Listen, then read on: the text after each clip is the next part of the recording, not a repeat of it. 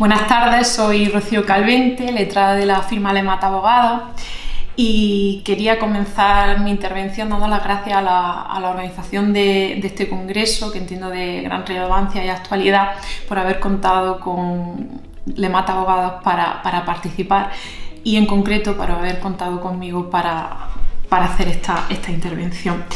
Me corresponde a mí tratar un aspecto jurídico, el asunto de los neuroderechos, que son un nuevo concepto, un nuevo marco conceptual. Por lo tanto, creo que tenemos que partir de una definición, intentar hacer una definición de qué son los neuroderechos para luego ir ampliándola y configurándola.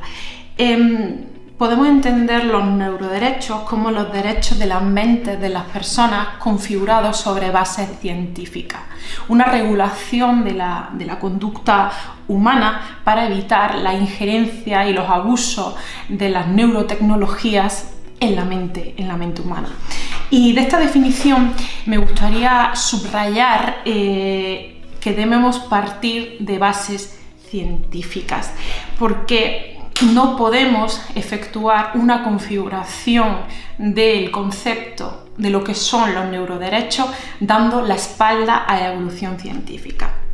Y por lo tanto tenemos que tener en cuenta, en primer lugar, el estado de la evolución científica, en concreto el estado de la evolución científica en las neurociencias y sobre todo en los métodos para descifrar los patrones neuronales, porque al final ello supone conocer nuestro cerebro, pero también conocer nuestra mente, nuestras emociones, nuestras sensaciones, nuestros pensamientos y nuestra idea.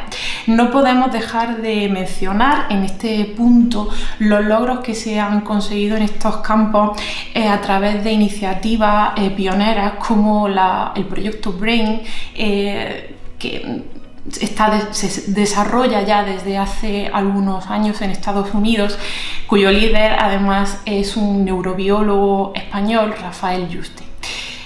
Este proyecto que luego ha sido implantado en otros muchos países del mundo.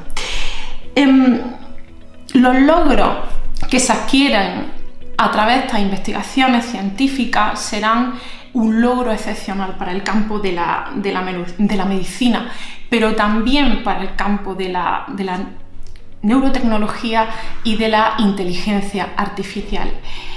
Quiero decir con esto que se ha producido un acercamiento muy intenso entre las neurociencias y la inteligencia artificial, porque cuanto más conozcamos cómo funciona nuestro cerebro, mejores redes de inteligencia artificial podremos crear. Los científicos ya nos llevan un tiempo alertando de una revolución que se está produciendo y que se va a incrementar exponencialmente en esta década en la que acabamos de entrar prácticamente. Nos alertan de que esta revolución sin precedentes debe ir acompañada de la correspondiente regulación normativa. Por lo tanto, abordar la regulación de los neuroderechos es un trabajo conjunto que tienen que hacer los científicos junto con los juristas. Es decir, tenemos que regular escuchando a la ciencia. Todos conocemos enfermedades neurodegenerativas, mentales, neurológicas, como el Parkinson, el Alzheimer, la depresión, la epilepsia, un largo etcétera, que a fecha actual consideramos incurables, y la razón de que las consideramos incurables es porque realmente no conocemos cómo funciona la actividad cerebral, no conocemos cómo funciona nuestro cerebro. Y estas investigaciones científicas que nos están revelando y nos van a revelar cómo funciona nuestro cerebro, supone también conocer cómo funciona nuestra mente. De hecho, ya empiezan a surgir, como seguramente todos conocerán, tecnologías en el ámbito de la ingeniería en base a estos hallazgos científicos. lo que nos pone sobre la mesa que tengamos que tener una especial conciencia de una serie de problemas éticos y sociales que se van a desencadenar y a los que tenemos que reaccionar, porque estas neurotecnologías pueden utilizarse para el bien común, que es lo que todos deseamos, pero también pueden utilizarse para hacer manipulaciones mentales o para hacer un uso abusivo de la lectura de los datos mentales, de los que podemos llamar neurodatos. Para proteger a las personas de estos posibles abusos y estas posibles injerencias, llegamos al nuevo marco conceptual que denominamos neuroderechos, que tenemos que considerar como derechos fundamentales de las personas. Es decir, tenemos que ampliar y configurar nuestro catálogo de derechos fundamentales en base a esta evolución científica. Existe ya un movimiento muy conocido tendente a la inclusión de estos neuroderechos en la Declaración Universal de los Derechos Humanos de Naciones Unidas, para que esto suponga una obligación real para los estados, para las autoridades, para los ciudadanos y también para el sector privado, para las empresas. En concreto, la iniciativa BRAIN, que antes he referido, el proyecto pionero, nos aporta, ha configurado un número de 5 neuroderechos y nos los aporta en base a los elementos que la ciencia considera se ven y se verán afectados por las posibilidades, por los poderes que se están adquiriendo por parte de las neurotecnologías. Son 5. El primero de ellos es el derecho a la identidad personal, es decir, la protección a la autonomía personal y evitar que se pueda alterar la conciencia de las personas mediante las aplicaciones tecnológicas externas. Es decir, cuando más conectados a una red estemos, más posible será que se desdibuje la línea entre la conciencia de una persona y las entradas tecnológicas externas. En resumen, supone prohibir a las tecnologías alterar el sentido del yo que tenemos las personas. Lo que nos lleva al segundo neuroderecho: derecho a la privacidad o intimidad mental. Pues bien, este derecho supone que tenemos que evitar que cualquier dato obtenido de la lectura de la actividad mental de las personas sea obtenido sin el consentimiento del individuo. Y una vez obtenido, que este neurodato no sea destinado a fines comerciales. Es decir, tenemos que abordar una regulación del tratamiento de los neurodatos. Lo que entiendo que será de gran trascendencia en el ámbito del neuromarketing para dotar a los agentes de mayor seguridad jurídica. En tercer lugar, tenemos el derecho al libre albedrío, derecho a la capacidad de decisión del individuo. ¿Qué quiere decir esto? Tenemos que evitar que cuando estemos conectados a través de lectores de actividad cerebral a una computadora, este acceso sirva para modificar nuestra toma de decisiones, que la toma de decisiones que hagamos sea completamente libre, sin manipulaciones y sin injerencias. En cuarto lugar, tenemos el derecho de acceso equitativo a tecnologías de aumentación mental. El eje fundamental de las neurotecnologías es la conexión del cerebro humano a una computadora a través de una interfaz.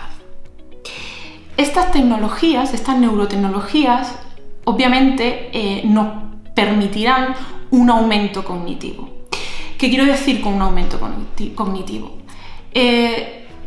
Todos tenemos un dispositivo móvil, que es una herramienta tecnológica, y queremos ir a un determinado lugar al que no hemos ido nunca, Y para ello iniciamos el GPS de nuestro dispositivo móvil y con ello conseguimos un aumento cognitivo. Esta tecnología nos permite poder ir a un lugar que no conocemos y al que queremos ir.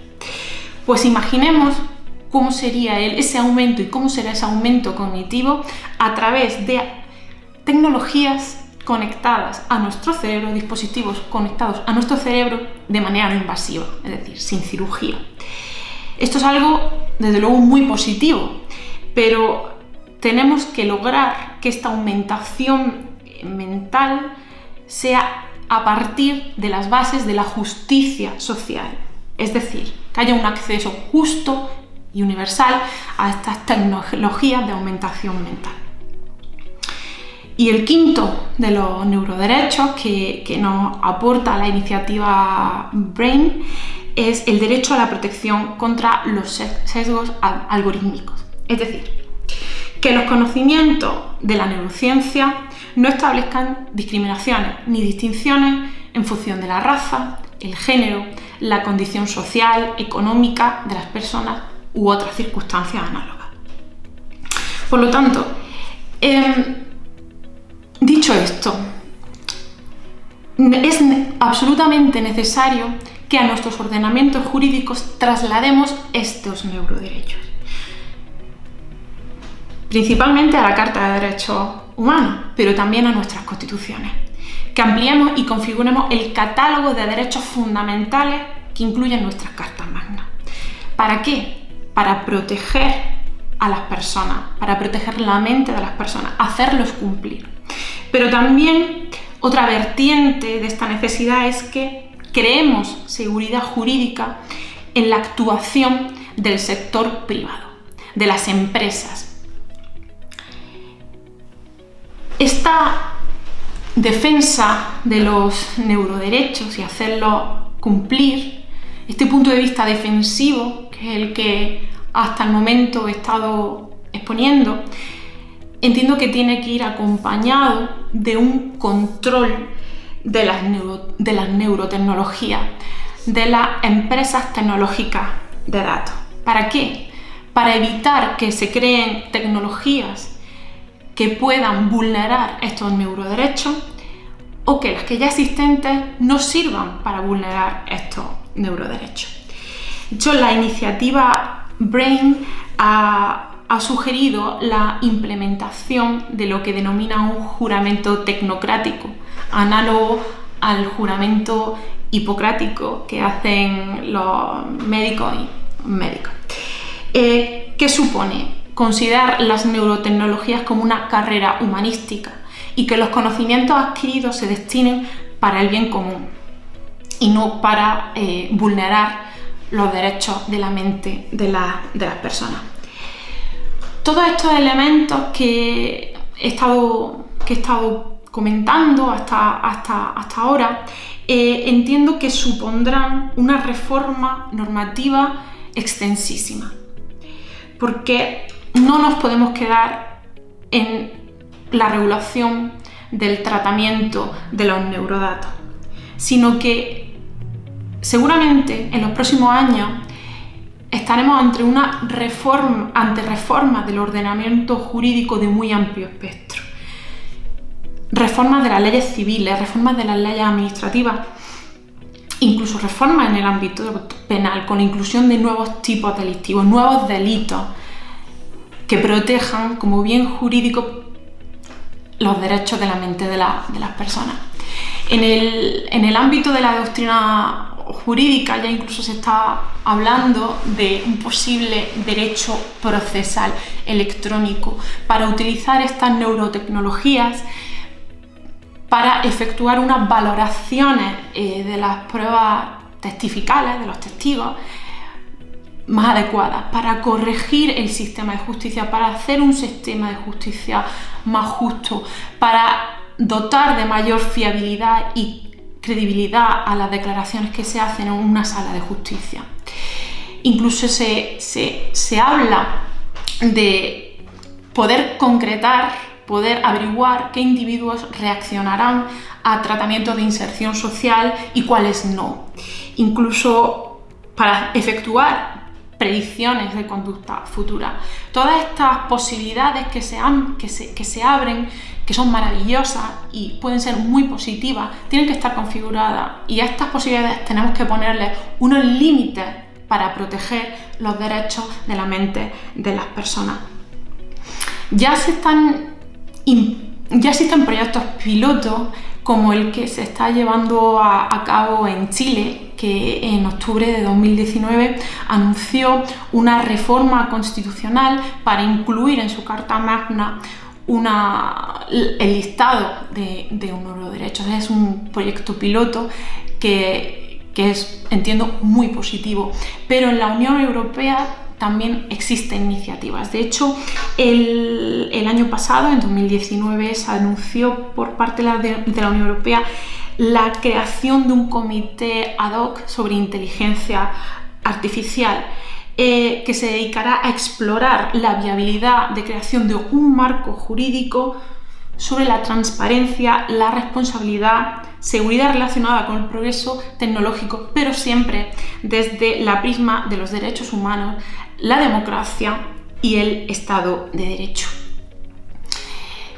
Como conclusión en esta intervención, que ha de ser breve, me gustaría subrayar que no podemos esperar, que no tenemos que dejar, los juristas no tienen que dejar el poder legislativo, que la ciencia continúe evolucionando, desarrollándose sin una regulación normativa al respecto.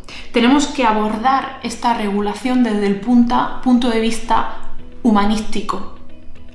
Es decir, no debemos priorizar la evolución científica, la investigación científica sobre la regulación del impacto social en las personas que puede traer consigo esta evolución científica. Espero que esta intervención les haya resultado útil y provechosa, y les mando un cordial saludo.